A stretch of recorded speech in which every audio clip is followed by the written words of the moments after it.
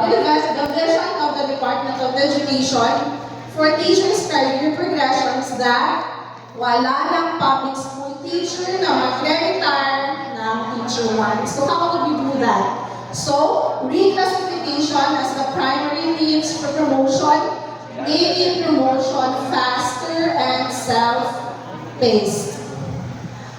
Another vision also is that teachers' career path should allow them to remain in the classroom while advancing in stature and compensation. So how would we do that? To realize this vision, we create new positions in the classroom teaching career line and thereby providing more opportunities for promotion.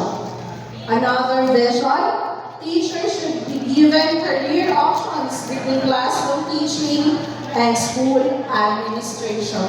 So this time, we clarified and rationalized our career paths for teachers. So teachers may now choose alternative career paths once they reach highly proficient. And finally, teachers' career advancement should be based on quality of teaching practice. So how do we do that? We uphold teacher quality standards through competency and merit-based promotion or reclassification.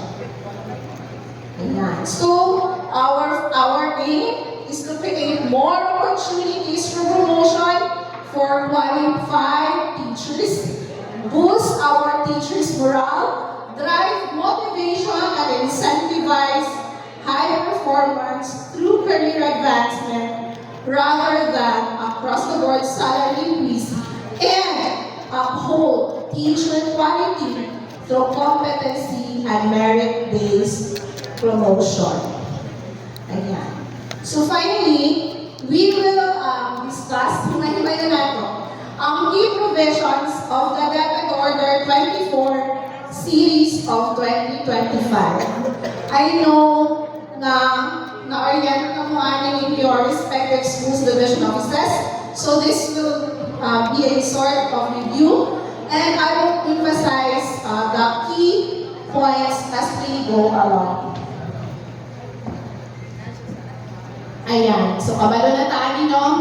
Our teachers until teacher 7, our master teachers until master teacher 5, and our school principals hangtod school principal 4. But our exclusion is our guidance counselors, our guidance coordinators, because we have a separate career progression for them, and our school librarians and our non-teaching positions, and our DepEd managed schools and community learning centers. Okay, so how do we embed the professional standards into the career life of teachers and school leaders? So we start with the pre-service curriculum, our LEP, and our recruitment and hiring, and our stages until stage 4. So these stages will be used in our competency assessment and accreditation. Ayan. So our teacher 1 to 3 is career stage 1. Teacher 4 to 7 is career stage 2. Our master teacher is career stage 3. And our master teacher 3 to 5 is career stage 4. So hiring and promotion to positions in the expanded career progression system shall be based on merit, fitness, and competence. Ngayon, ibalik-balik po yung merit, fitness, and competence. And promotions shall be primarily through reclassification. So mabawasan na ang atong promotion through natural vacancy eventually. Ayan. So entry and advancement in the classroom teaching career line, promotion shall be non-hierarchical provided that the following conditions are met. So career stage-based advancement. So no teacher shall progress to higher career stages without progressing through each of the career stages. So example, a teacher 1 cannot jump to master teacher 2, or a teacher 3 cannot jump to master teacher 1. Okay, naaman siya nakawan na isa ka career stage, or si school principal 1 cannot be reclassified to teacher 4 direction. Because malakawan niya ang PPS stage, a career stage 2. So si school principal 1 can be reclassified to school principal 3. As well as the school principal 2 can also be reclassified to school principal 3 but not school principal 4. So only those school principal 3 can be reclassified to school principal 4 because of this provision that we cannot progress from higher stages without progressing through each of the career stage. Okay? So let us explain to our teachers. That's in teacher 3, dili siya diretsyo nga master teacher 1. Okay. And another provision is that promotion through reclassification or natural vacancy shall not exceed 3 salary grades. So that's quantum clear. Okay. Except when the promotional appointment falls within the purview of any applicable exemptions granted by the CSE as stipulated in the ORA. So we are advocating, we are justifying that those NASH passers, principal exam passers that are holding positions, head teacher positions, masking 3 salary grades na ang limitation, can still be promoted to principal 1. So that is our negotiations and our justifications. We are giving justifications, submitting proofs to the DBM for the approval of those positions, even if naka-exceed na sila sa 3 salary grades. Ayan. So how do we do this? The scrap and build policy. So vacated positions shall be abolished to create new positions if it remains vacant after it has been published and posted as natural vacancy for 1 year reckoned from the date of the vacancy. So if a school principal 4 position has already been published for 1 year and then walay na-promote, walay ni-qualify, i-convert na ang iyang school principal 4 position into school principal 1 position after a year. After a year na nabakante siya, if walay naka-occupy.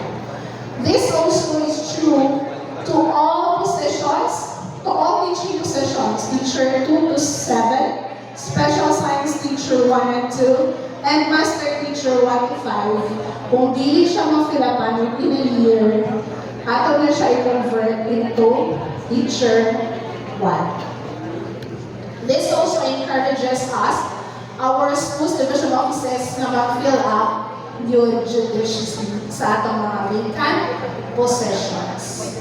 Okay, so entry and advancement in the classroom teaching career line.